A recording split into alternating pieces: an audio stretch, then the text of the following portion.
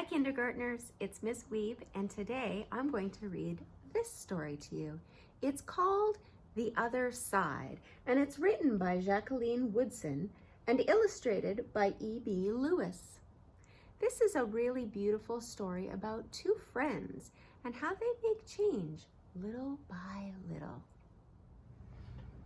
The Other Side by Jacqueline Woodson. Illustrations by E.B. Lewis.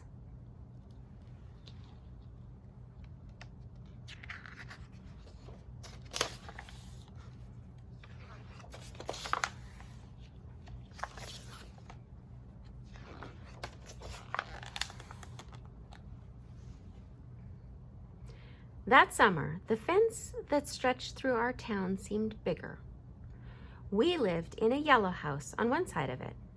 White people lived on the other, and Mama said, "Don't climb over that fence when you play." She said it wasn't safe.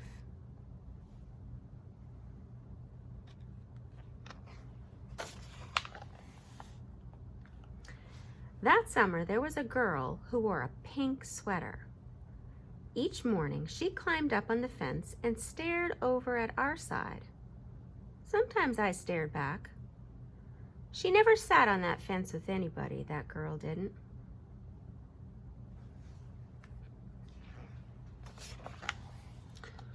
Once, when we were jumping rope, she asked if she could play, and my friend Sandra said no, without even asking the rest of us. I don't know what I would have said. Maybe yes, maybe no.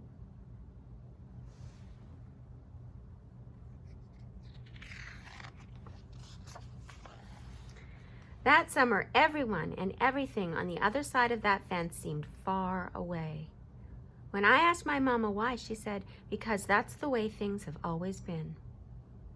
Sometimes when me and my mama went in town, I saw that girl with her mama. She looked sad sometimes, that girl did. "Don't stare," my mama said. "It's not polite."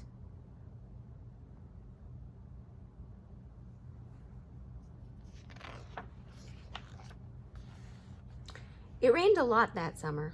On rainy days, that girl sat on the fence in a raincoat. She let herself get all wet and acted like she didn't even care. Sometimes I saw her dancing around in puddles, splashing and laughing.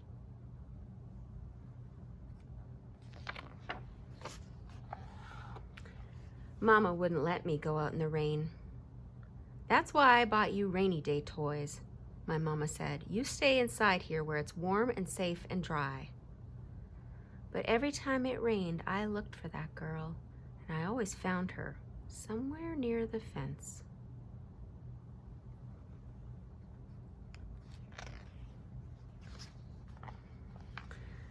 Someplace in the middle of the summer, the rain stopped. When I walked outside, the grass was damp and the sun was already high up in the sky. And I stood there with my hands up in the air. I felt brave that day. I felt free.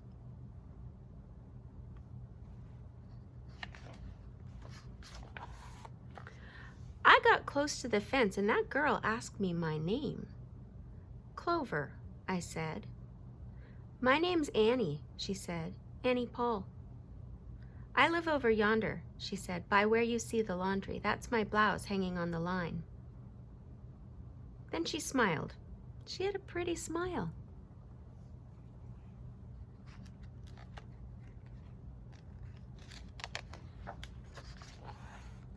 And then I smiled. And we stood there looking at each other, smiling. "It's nice up on this fence," Annie said. "You can see all over." I ran my hand along the fence.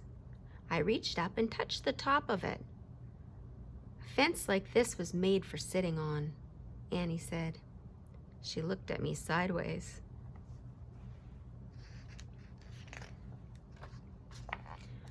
"My mama says I shouldn't go on the other side," I said. "My mama says the same thing, but she never said nothing about sitting on it." "Neither did mine," I said.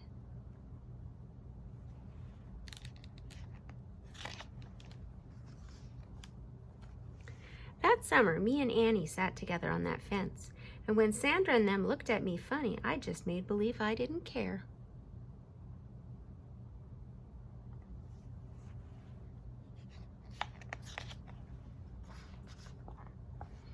Some mornings my mama watched us. I waited for her to tell me get down from that fence before I break my neck or something, but she never did.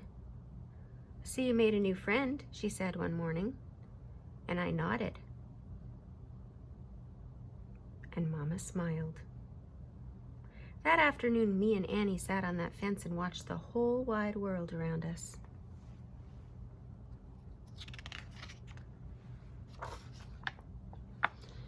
One day, Sandra and them were jumping rope near the fence, and we asked if we could play. "I don't care," Sandra said. And when we jumped, Sandra and me were partners, the way we used to be.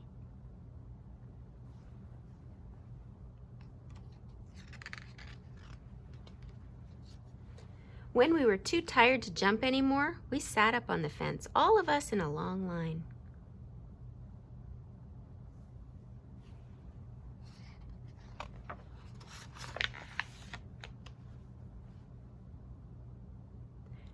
"Someday somebody's going to come along and knock this old fence down," Annie said. And I nodded. "Yeah," I said, "someday."